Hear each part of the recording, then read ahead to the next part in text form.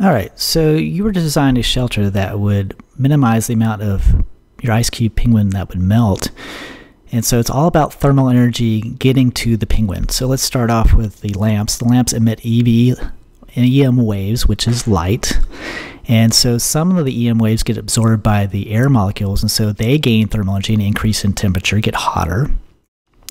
And then some of the EM waves hit the aluminum wall. The aluminum reflects that EM waves, and it can hit other air molecules and gain thermal energy. So the aluminum foil, it kind of acts as an amplifier to increase the temperature of the air molecules through radiation, even greater than if there wasn't there. And then some of the EM waves get absorbed by the surface or the walls of the penguin shelter. And so the materials of the walls gain thermal energy and increase in temperature. And then we have some of the EM waves get absorbed by the black felt. And so this all bottom of the penguin shelter gains thermal energy.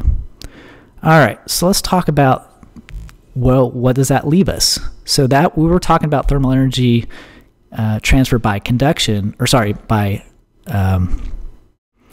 radiation. Now we're going to move on to conduction. So you have the felt has a lot of thermal energy, and if the air molecules touch the felt, those air molecules gain thermal energy from the felt, and they become hotter and higher in temperature and warmer. You have the air molecules, if they touch the walls of the penguin shelter from the outside to the walls of the penguin shelter gain thermal energy by conduction, it's by touch. And if the air molecules, or sorry, let's go back to the felt. The felt also touches the surface, the bottom surface of the penguin shelter, the bottom wall of the penguin shelter. It also transfers thermal energy by touch. Okay, so if the penguin is touching the bottom of the penguin shelter, the penguin gains thermal energy by touch by conduction. Now, if you have openings and a lot of space in your penguin shelter, well, what can happen is the air molecules can go in between the openings of the walls of your penguin shelter, and more hot air molecules get in there and they touch the penguin.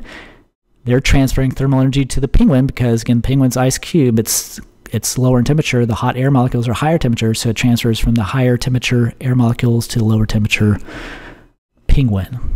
And so that's by conduction. So conduction and radiation are the ways in which materials gain thermal energy in this system here.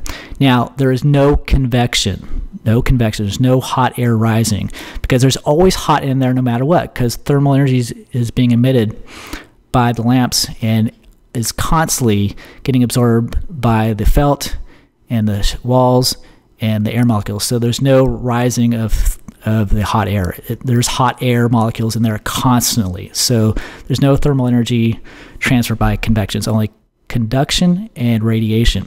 Now, what you must explain in this project is, well, how did you minimize the transfer of thermal energy from these air molecules, from the felt, and from the EM waves from the lamp from getting into your penguin and melting your ice cube penguin? So that's what you have to do. How did your shelter deal with those types of energy transfer? So that's what you have to explain in your project.